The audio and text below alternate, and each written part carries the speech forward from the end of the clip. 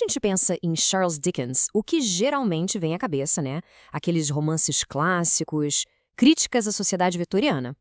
Mas hoje a gente vai mergulhar num lado bem mais sombrio desse gigante da literatura, as suas histórias de fantasmas. Então se preparem. Nós vamos explorar duas das narrativas mais arrepiantes dele para investigar uma questão que, olha, dá o que pensar. O que é mais assustador, afinal? Um fantasma que assombra a gente pelo lado de fora ou a loucura que vai consumindo por dentro? Pois é, antes de ser aquele famoso cronista de Londres, Dickens já era um mestre em criar atmosfera, em criar suspense. Ele tinha uma habilidade, assim, única para fuçar nos medos mais profundos da mente humana. Pensem assim, para além das ruas movimentadas de Oliver Twist ou daquele clima de um conto de Natal, existem contos que foram feitos para deixar a gente de olho aberto à noite, sabe? Questionando cada sombra no canto do quarto. E é exatamente nesse território que a gente vai entrar agora. O nosso foco vai ser em duas histórias bem específicas: O Sinaleiro e O Manuscrito de um Louco. As duas são basicamente uma viagem para o coração da escuridão, mas cada uma pega um caminho muito diferente para chegar lá. O tema central é o tormento, mas a origem dele, essa drasticamente distinta. Vamos começar com O Sinaleiro. Tenta imaginar um lugar completamente isolado, bem no fundo de um corte de ferrovia.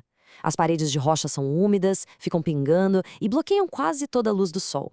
Sabe aquele cheiro de terra molhada, de morte?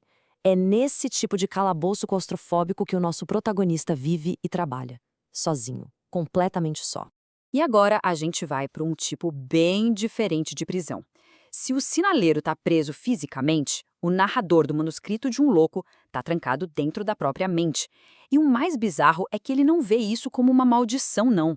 Para ele, é uma fonte de poder, quase um segredo delicioso. Então, é aqui que a gente chega no ponto central da nossa análise. Temos dois homens atormentados, um por uma aparição que vem de fora e o outro por uma doença que vem de dentro. Onde será que o terror é mais potente? Vamos comparar. Olha, aqui a diferença fica bem clara. Para o sinaleiro, o medo vem de algo que ele vê, uma figura fantasmagórica que aparece para avisar que um desastre está vindo. Já para o louco, o terror é invisível para o resto do mundo. É como uma peste no sangue dele, uma herança de família que ele abraça com uma alegria doentia.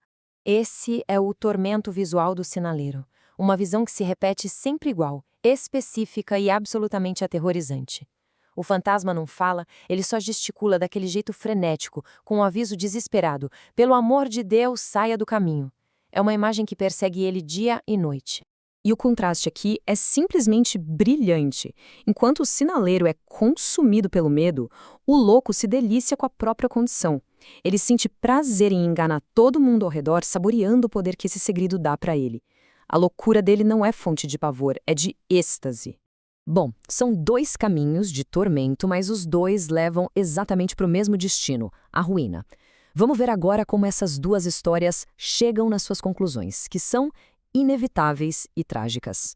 A história do sinaleiro se desenrola com uma precisão que chega a dar arrepio. Depois da primeira aparição do fantasma, acontece um acidente de trem horrível. Depois da segunda, uma jovem morre de repente num dos vagões e agora o fantasma apareceu uma terceira vez. A pergunta que fica no ar é: que desastre ele está anunciando agora?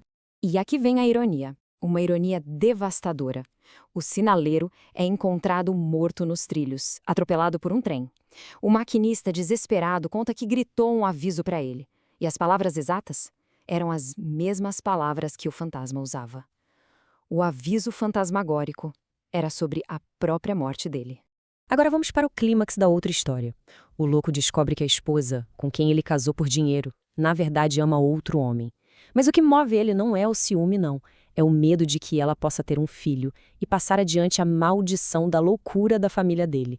A solução que ele encontra é terrível, é definitiva. Ele decide matá-la. Ele a ataca com uma navalha, mas ele hesita. O terror nos olhos dela o paralisa por um instante. Ela tenta fugir, ele a agarra. Os gritos dela ecoam pela casa.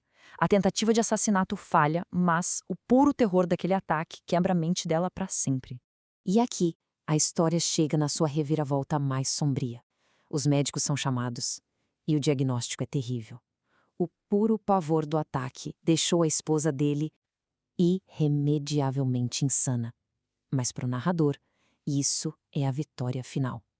Ele conseguiu impedir que sua maldição fosse passada adiante de um jeito que ele nunca imaginou. Uma ironia cruel que o enche de uma alegria secreta, pouco antes da própria loucura dele ser finalmente revelada a todos. No final disso tudo, o que a gente pode aprender com essas duas jornadas aterrorizantes?